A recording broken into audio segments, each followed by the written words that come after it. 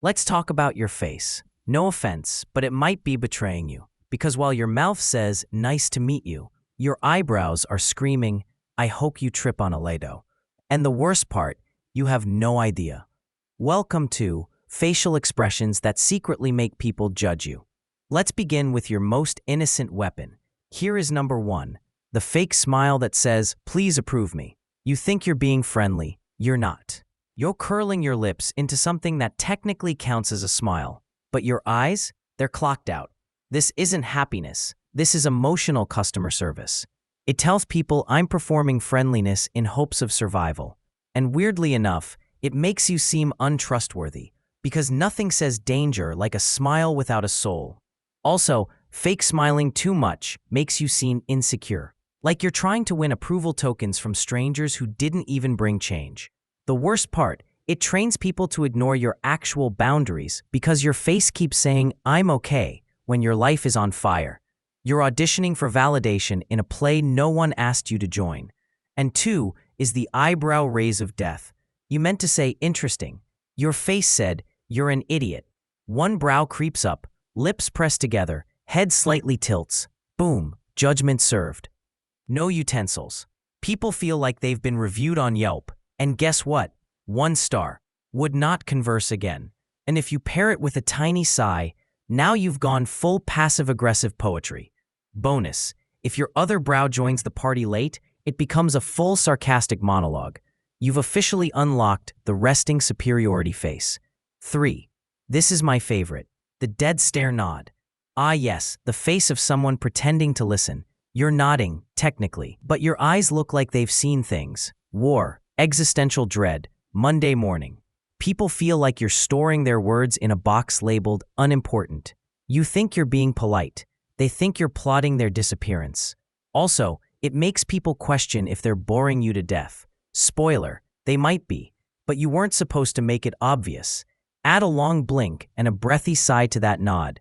You've just delivered emotional euthanasia. Somewhere a therapist just sighed on your behalf. Let's move to the number 4. The too intense eye contact, borderline threat. Eye contact is good.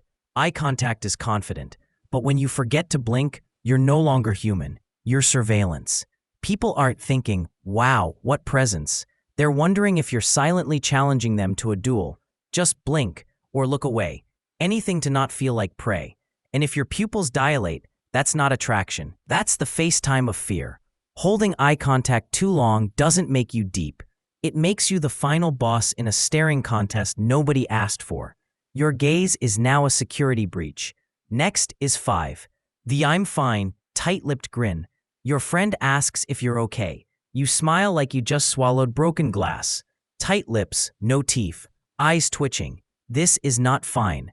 This is emotional hostage-taking. You're clearly not okay, but you want a gold star for pretending. Newsflash, your face called your bluff. And now people don't know whether to hug you or call a priest. The longer you hold the smile, the more your face starts resembling a customer service rep on their last nerve. You look like you're trying to win Employee of the Month at rock bottom. 6th on the list is the confused squint that looks judgy. You squint when you're thinking, we'll think it's cute. It isn't. It makes you look like you just saw someone eat cereal with water. People think you're silently questioning their IQ. You're not, but now they hate you anyway. Add a head tilt to the squint, and congratulations, you've just unlocked condescending philosopher mode. Even worse, when your squint lingers just a little too long.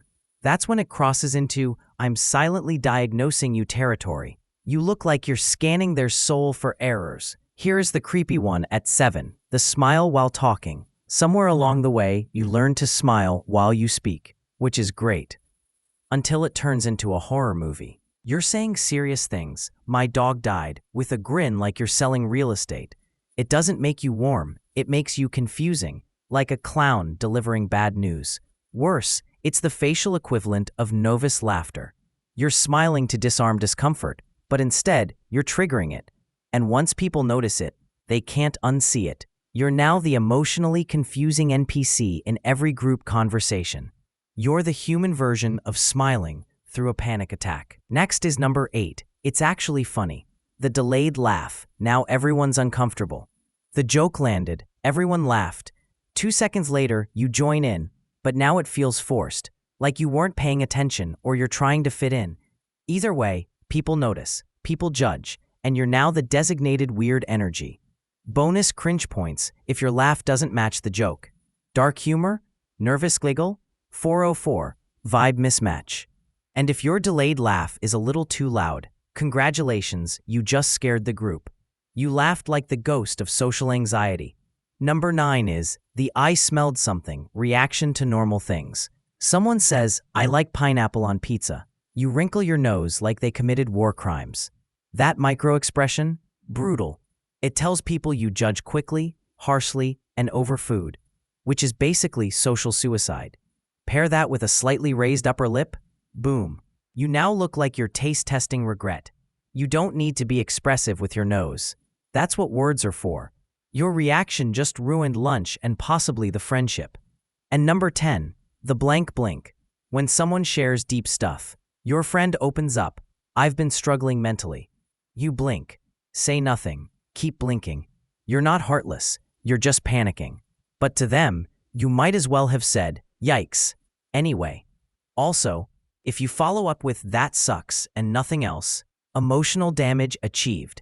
And the longer your silence drags, the more your face resembles a buffering error. You look like you're waiting for an update that never downloaded. Let's move forward. Number 11, the silent gasp. You didn't mean to react, but your face opened like you just saw a ghost. Raised brows, mouth agape, the full theater. All because someone shared a mildly unpopular opinion. Congratulations. You just turned a conversation into a courtroom. And the jury is you, in full overreaction mode. You might as well have yelled, scandalous, like you're in a 1920s soap opera. Suddenly you're the main character in a drama no one signed up for. And last but not least, number 12, the apology face when you didn't do anything. You walk into a room and someone bumps into you. You apologize. Then your face joins in. Eyebrows knit, lips curl into a guilty wince. And you look like you just confessed to a crime you didn't commit. You didn't hurt anyone.